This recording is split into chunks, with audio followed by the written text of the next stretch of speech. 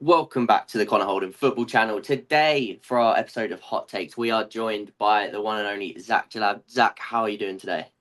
Really well, thank you, mate. How are you? How's things? I'm good. Can't wait to talk Chelsea. I'm glad the international break's nearly over. Yeah, say that As again. fun as it is to begin with, we want to get back to club football and talk about our Chelsea today. So, without further ado, we're going to get into 5 of the hot takes today. We'll sort of expand a little bit on each one. We'll give the actual quote itself, and then we'll talk about each little bit. So the first one is regarding Reece James, who is now back in training, which is great to hear. Somebody has said that Reece James should play half a season unscathed for the under-23s before coming back into the Chelsea team. And I'm not really sure about that one myself, but I'd like to hear what you think about that. Yeah, I don't think it has any benefit really. Like, what does it matter? Like, essentially, Reece James, his injuries come from playing football at professional level, playing football at the under-23s doesn't really make it too much of a difference, especially nowadays. Like, youth football is still physical, youth football is still demanding of you, and so I don't think it necessarily matters. I think what the issue with Reece James's injury is, we don't know whether like it's something. We'd like to think so, we'd like to hope so, but we don't know if it's something that's going to be he'll be, he can just get better from. He'll just, one day fix himself and it'll be okay. And obviously that's tough for the player and tough for us as fans and Chelsea. But I think him, spending 6 months with the youth team doesn't really benefit anyone. It might catch him up to speed a little bit fitness wise, but I don't really see the difference. And also, like, when Reece James is so good and when he is at the peak of his powers, he needs to be having that in the first team. Really, like that's the be all and end all. And he's the club captain, and so like even if it's a Reece James that has to be sitting on the bench for the first month or so, I don't mind that. I'd much rather that than I think on the bench for the youth team or starting for the youth team.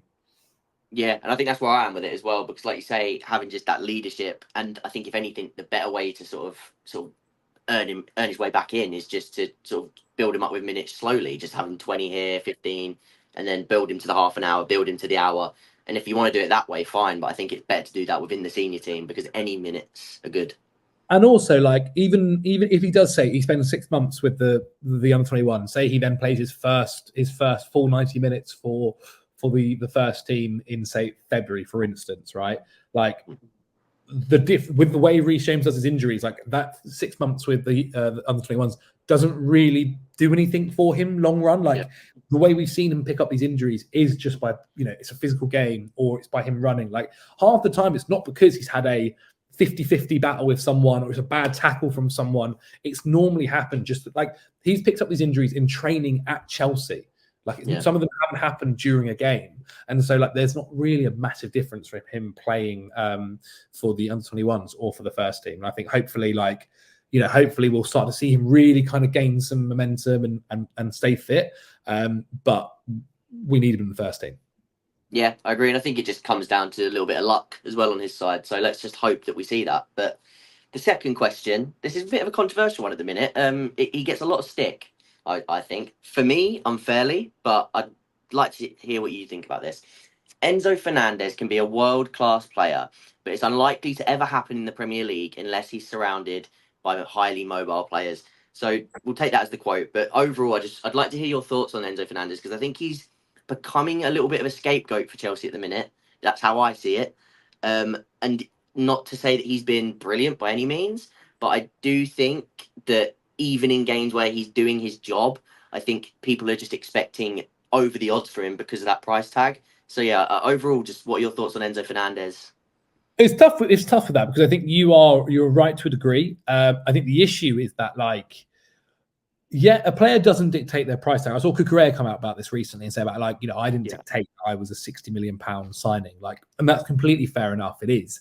However, like, Enzo is the most expensive, or is he the second most? He's over 100 million now. Like, he's over 100 million pounds.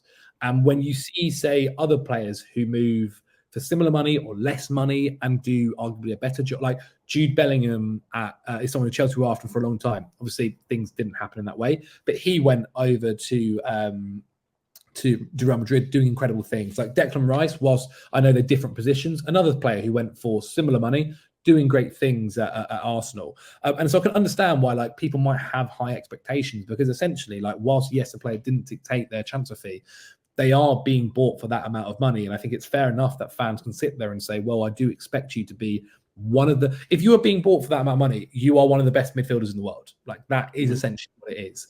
And so fans, I understand, expect us eventually see a best midfielder in the world playing for Chelsea. Notice how, say, for Caicedo, a lot of criticism that we saw last year from Chelsea fans has died down now, and people were appreciating that he's been incredible. He's been fantastic. I think the thing with Enzo is that because Enzo isn't, say, like a defensive guy like Caicedo is, where you can literally see Caicedo continuously like putting tackle after tackle, miracle tackle after tackle, helping out that defense, doing his job. With Enzo, it's a little bit more different. Like, even Enzo kind of going forward, he would never have, say, the numbers on a sheet where it will say like Enzo Fernandez at 12 assists, because he's normally the guy that kind of has the pre-assist, the guy that passes the ball to the guy that then gets the assist and stuff like this. And so I think he's always going to struggle in that factor. I think people kind of need to recognize that. And like, again, when you spend this amount of money, people are expecting the person to score goals all the time. They're expecting like him to be able to shoot from 35 yards and put it top bins and so on and so forth. I do sympathise with him. I do sympathise with him because that's also, again, like, he didn't dictate his transfer fee. He is always going to have a lot of pressure on this because of it, and also he's now the captain essentially when Reece isn't there. Like, he's been captain for Chelsea, and I think there have been games where he maybe hasn't quite been as good as everyone else, especially now that the rest of the team is starting to kind of gel together quite nicely. The attack's like flowing really, really well, and it almost feels like there are games where he plays amazingly, and then the next game he's not so good, and the game after that he's amazing, and then he's not so good. And so I think some fans just want to see some sort of consistency as well, really, especially when like Chelsea have other options. Like, I know Carney Chukwuemeka's a younger guy and a lot less of a fee, but I still kind of think there's an ability to play that role. Like, I'm not saying that Dewsbury Hall should be starting over Enzo, but we saw him have a great game in the Conference League, which is obviously very, very different, but still somebody who kind of showed a bit more consistency there. I'm not saying to drop Enzo at all, but I would actually say I understand why people have frustrations, because at the end of the day, we know there's a class player in there. We've seen it happen several times at Chelsea. We saw it during that World Cup period a couple of years ago, obviously, when he went on to lift the trophy. And so I think that's actually where the frustration comes from, knowing there is an incredible player there and someone who can do basically everything that's needed, and seeing him struggle a little bit. And like, partially that it was due to injury as well. We saw him injured last year. I kind of think sometimes he's maybe not as agile. Maybe it's due to the injury, but I don't think he's maybe as agile as he was when he first joined. And so like little things like this. But like, I think, again, we kind of forget how young he is. Like, he's still like early 20s. He's someone that's like has only been playing in Europe now for this is like a third season. So like, all this does come in time, and like, he will get better. He will become more consistent. That's the thing with younger players. Consistency is kind of all over the place sometimes, as with this squad. And so, like, I wouldn't be sitting here to be like, oh my God, he's the worst player on the team or anything like that. But I can understand why people get frustrated every now and again with him. Yeah, and I think that's where it becomes fair. I think frustration is okay because, for example, Forest, I think he was actually really poor in that game. I do think he was poor. But overall, I think there's been games this season as well where, like you said, I think just because he does things that maybe don't go down on the stat sheet or isn't as easy to the eye as, say, a Caicedo with his tackling ability, for example. So I think sometimes it goes under the radar.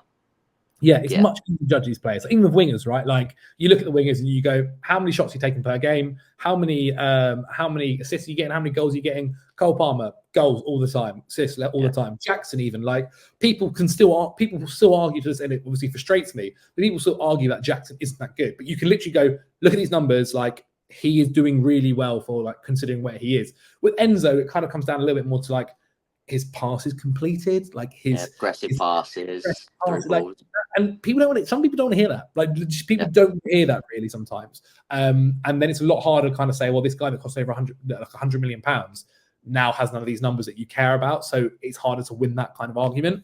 But like with all of these guys, I think time there's so much time on their side. There's so much time for them to get better, to improve, to show why they earned that price tag. And so, yeah, I'm not too worried for now. Yeah, I think that's a very good sort of insightful way of looking at Enzo, and I think that's very helpful. Yeah, for sure, because I agree with quite a lot of that, and I'm one of Enzo's biggest defenders. So I think that's a very balanced take to sort of go both ways and answer both the questions. Yeah, but that's half number 3. Especially about the squad really quickly. Like they are all so young. Like we're the youngest squad in the league. And so like there are going to be games where you watch them and you think, oh my god, like how has he done? Like Noni Madueke, for instance, someone that gets I think a lot of has this season had a bit of both sides. Like the game after Wolves, everyone was saying the guy's incredible. Like, oh my god, like how amazing is he? They didn't do anything maybe for a couple of games, and people going, how's he not passed the ball? All this kind of, so like you can't like have it against Wolves where like you're praising him being selfish, and not selfish is the wrong word, but you're praising him for kind of not like taking on the responsibility of having the shot and getting those goals, and then 2 games later, now saying, oh my god, what are you doing taking the shot? Like it doesn't kind of work that way. You have to understand that, like, if you want to praise one, then you have to praise the other. You have to give a reason for the other. Yeah, for sure. Yeah, because it's almost sort of judging them on the result of the outcome rather than the actual sort of method. Patrick recently, obviously, the channel, like, Pat said a thing a couple of weeks ago, which I thought was really interesting, that Palmer, like the debates now about Palmer, is Palmer the best player in the league, right? I would say yes. I kind of would have said it at the. I was saying at the end of last season, but Pat was saying if people are saying that now because of the Brighton game where he scored 4 goals, then you're not judging you're judging your opinion based on one game rather than like if you'd said it before the Brighton game, it's fine, absolutely, like good argument. To say it just after one game feels a bit more like up and down, but Palmer's a bit more of a special case. So, but still, same kind of theory applies. Yeah, for sure. So this one's been a bit of a theme on my channel. So especially in the summer with the sort of the way the transfer window went, and Nicolas Jackson has had an amazing start to the season. I'm a massive Jackson fan. Yeah. But this sort of hot take, and I don't think it's a hot take, but we're gonna go with it. Chelsea still need a striker that can, in quotation marks, head the ball in January, because I think it's a bit more deep than that. So we'll expand on that a bit further. For me, I call it a box dominator. I think that we need someone that sort of applies that gravity in the box, and it's not to take away from Jackson. I don't think it's to replace Jackson.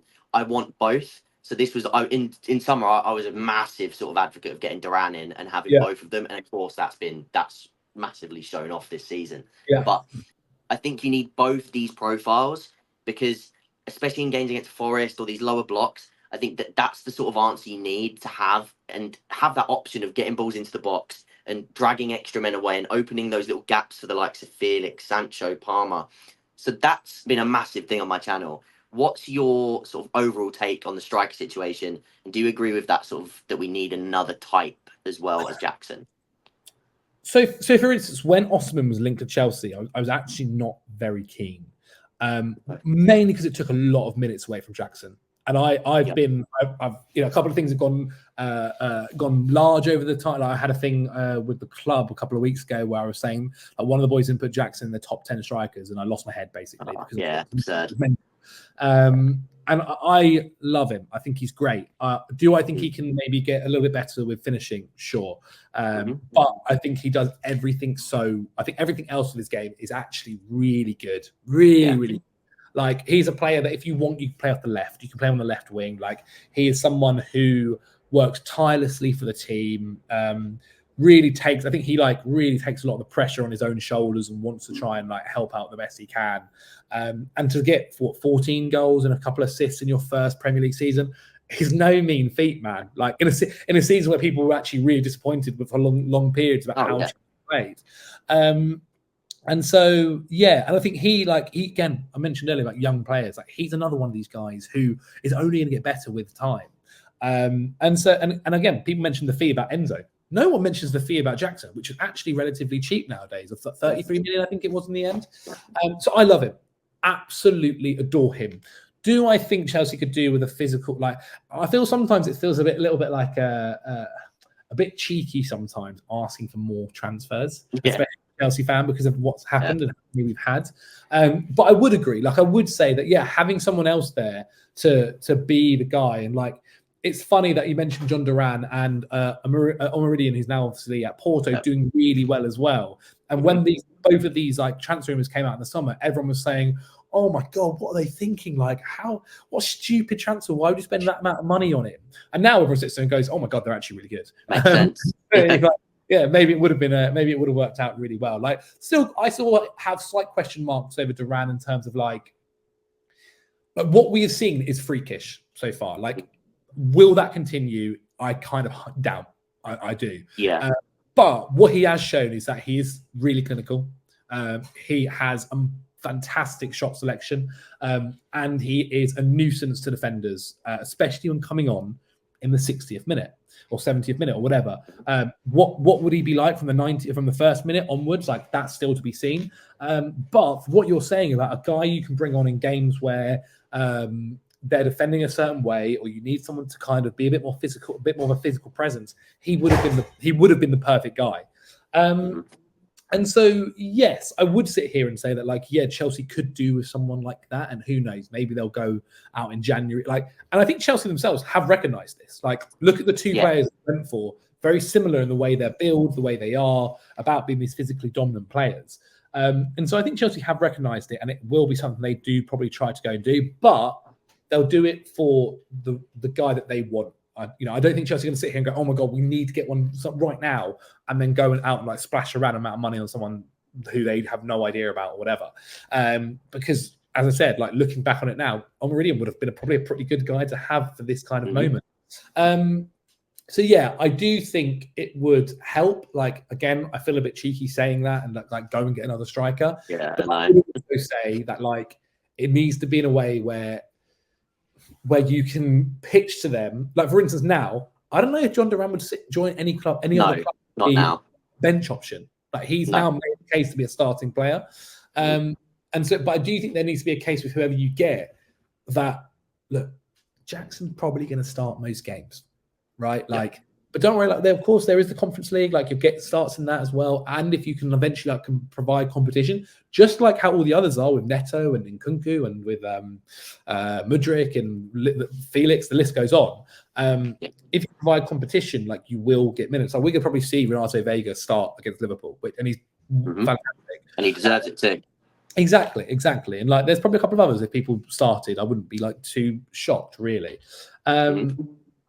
But yeah, I think with the second striker, like, I do think it's something where even just like Nkunku isn't even really a striker, and like he's kind of doing that for us in the Europa League, and he should be able to do that for us in the Conference League, and he should be able to.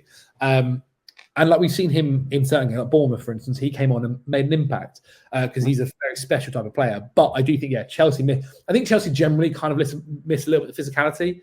Across the board for sure. Like, exactly. But yeah, if Chelsea want to bring someone on from that, like for now, if Maresca looks at his bench and he's like, I need someone to get up there, put long balls in and win. That's like the beauty about Haaland. Like, he's got every asset you can want. But yeah, I think Maresca might look at his bench and go, actually, I don't have that mould. He's probably looking at Cassidy. That's probably the one he's looking at. And that's or like even like Mark Guy's actually a bit of a nuisance. Like, Mark Guy's actually a bit bad for how young he is, but he does. Not experienced enough to kind of have that moment, really. So yeah, I think that would make sense if Chelsea went on to do that. I'd like right now, off the top of my head, I don't know who it would be. Like, I think those two guys are probably the perfect ones, really. They were, at the time, for sure. Maybe Omaridian might come back another next summer, like after his time at Porto. I was reading about his story actually at Atleti, and that was quite sad actually in the end. But yeah, right now I don't know who it'll be, but that's not my job. That's the recruitment's job.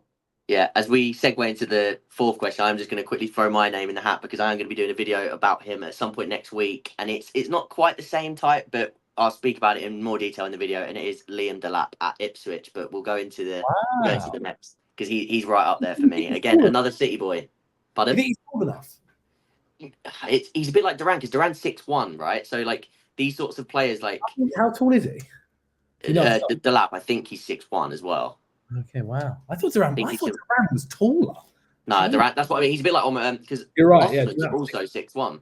Yeah, Delap is 6'1". But like you can be a. Whereas I look at Duran, I think you're a big 6'1". I actually don't look at Delap and think he's a big 6'1". Yeah, Because that's the thing. It's like this is where height sort of is deceiving because Jackson is tall.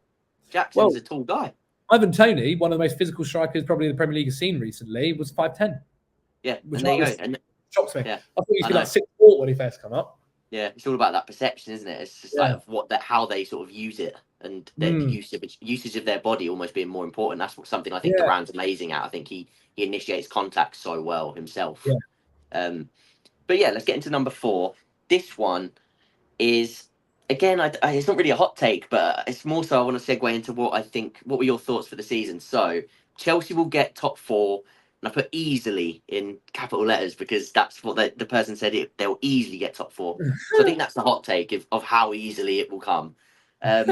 Before the season started, I sort of had us 5th or 4th, and I still retain that same sort of.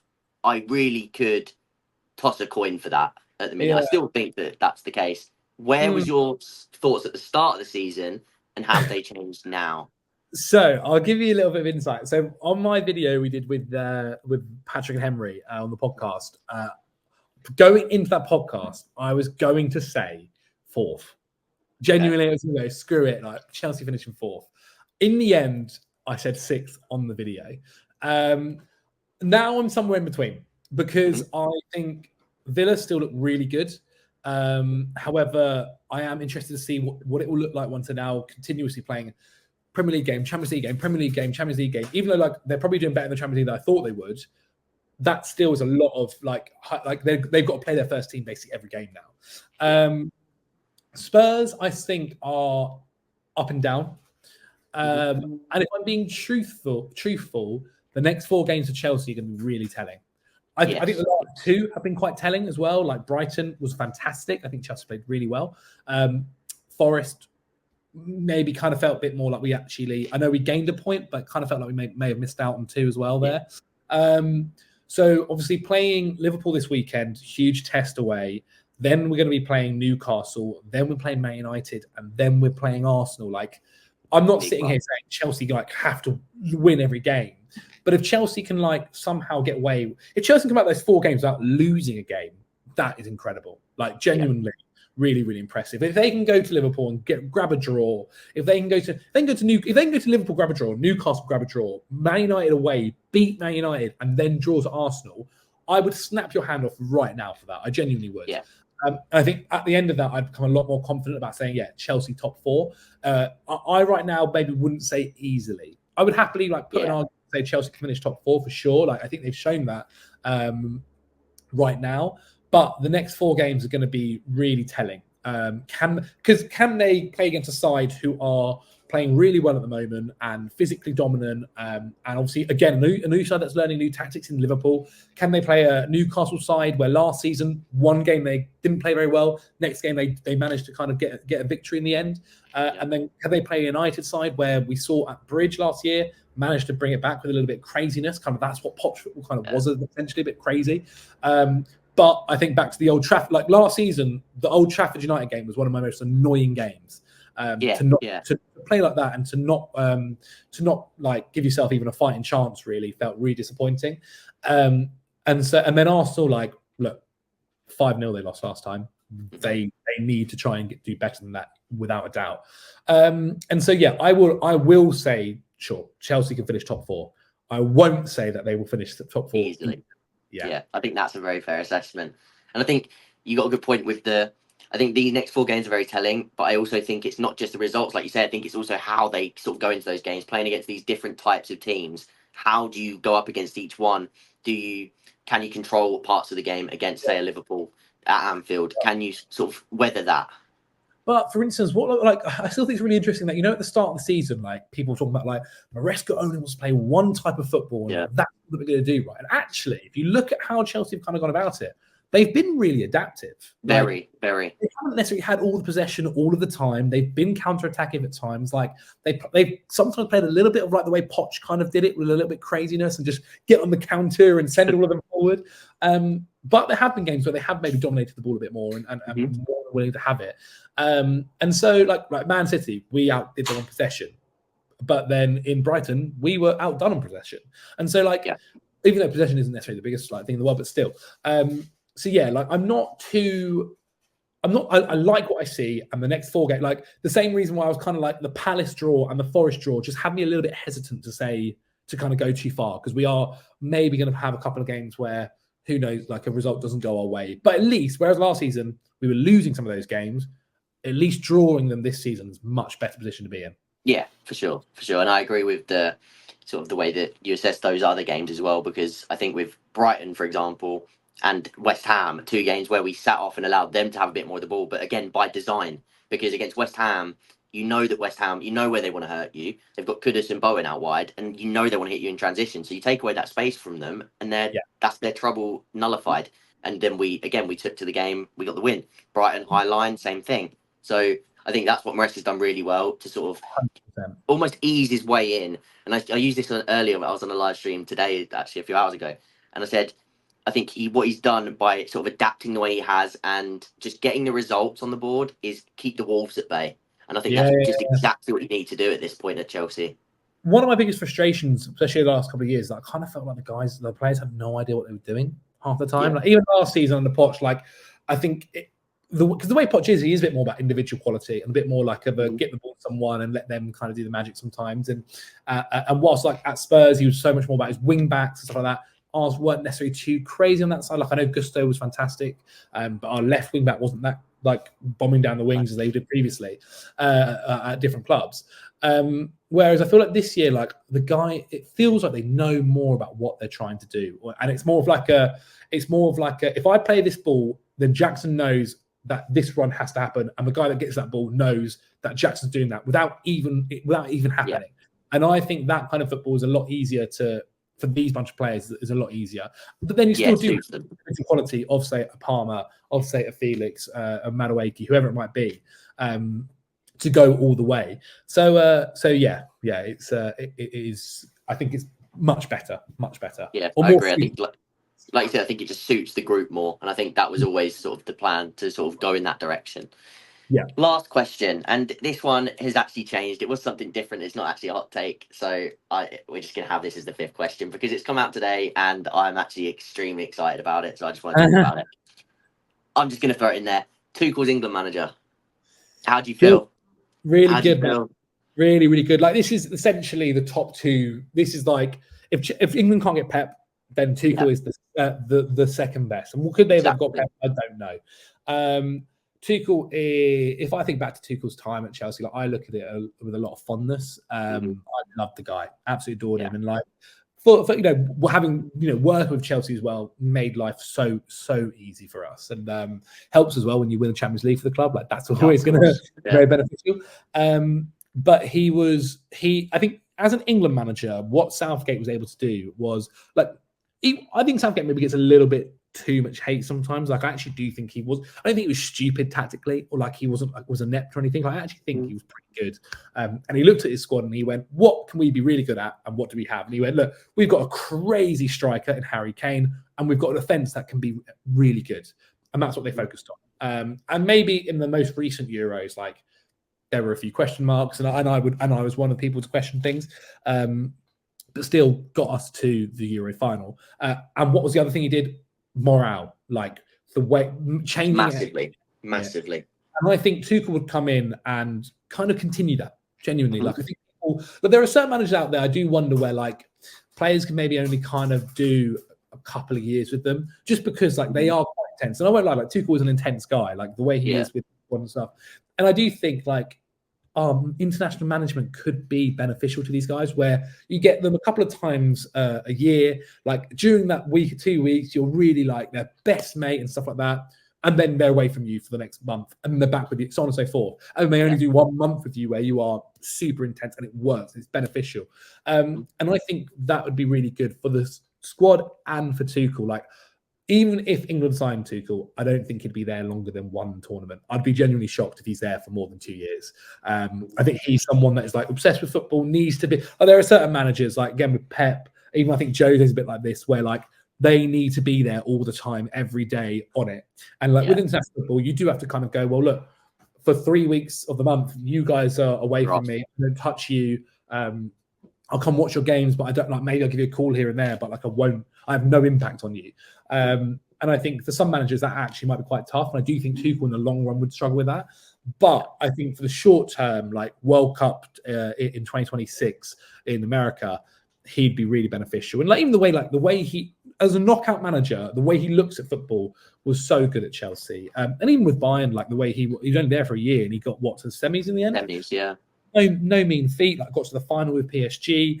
I think he would really like benefit from that. And like the players that Chelsea have, like the other thing as well is tactically, he would look at that squad and go, "Oh my god, I've got a gold mine." Like he'd probably be salivating at the idea of thinking of like all the things he could do, and the way he would probably benefit, like get the best out of these players. Like Trent, for instance, over the last few years has been misused. If we're being honest, I know people, especially as Chelsea fans, we've debated about Reece James, but right now Reece James is not fit enough to kind of make an England team at the moment. And so Trent would be unreal under him for England. I think defensively we'd get better. We can play a back three, we can play a back four. The midfield would improve. Like he'll make it work. And I think the other thing as well is like media. Like he's fantastic with the media. He's already got a good relationship with the English media at his time at Chelsea. Yeah. The English media look at him really positively. And so yeah, I think he would. I think fans like, and there are some people that talk about like we can't like they don't like the idea of a foreign manager managing England. Like I couldn't care less. And I always think that kind of stuff's a little bit like overdone, a little bit over the top and stuff. But yeah, I think it'd be amazing, man. Like I think it'd be so good, really, really impressive. Yeah, that's what really excites me. I think you massively touched on it with the Southgate thing too. Like just to finish off, that I do genuinely think he did 99% of that job perfectly, and I think genuinely wouldn't be anywhere near where we're at now without him.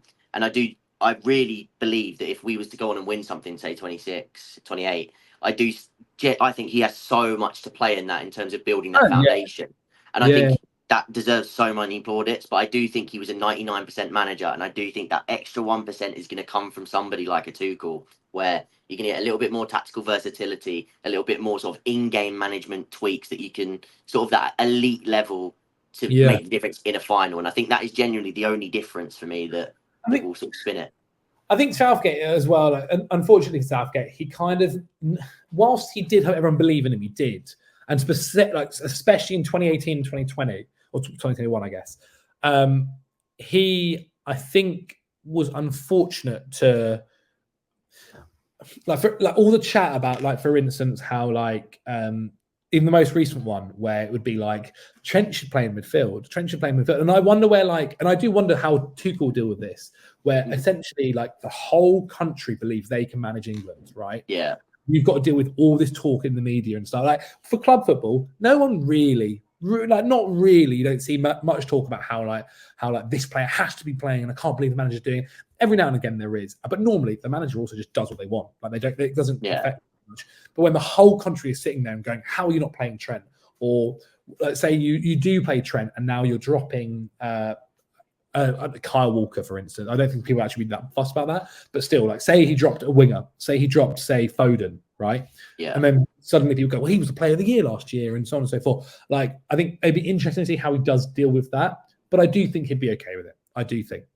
Yeah, I agree with that 100%. And I'm going to be making a Tuchel video straight after this. So if you made it this far into the video, make sure you go onto my channel and check that out, because it will be out, because I'm going to go straight from this to go and make a tactical video on Thomas Tuchel's England. Thank you very much for joining me today, Zach. I think it's been a really good video. Really good to speak about Chelsea again, and I cannot wait for the weekend when we play against Liverpool. Where can people find you, Zach? Just my channel. My name's Zach Jellub. Check it out. And also, like, on all over different content. If you're a Chelsea fan, the Chelsea YouTube channel normally has me on it as well. Yeah, I'll have Zach's link down in the description, down below. Thanks a lot for joining us today, and I will see you guys in the next video.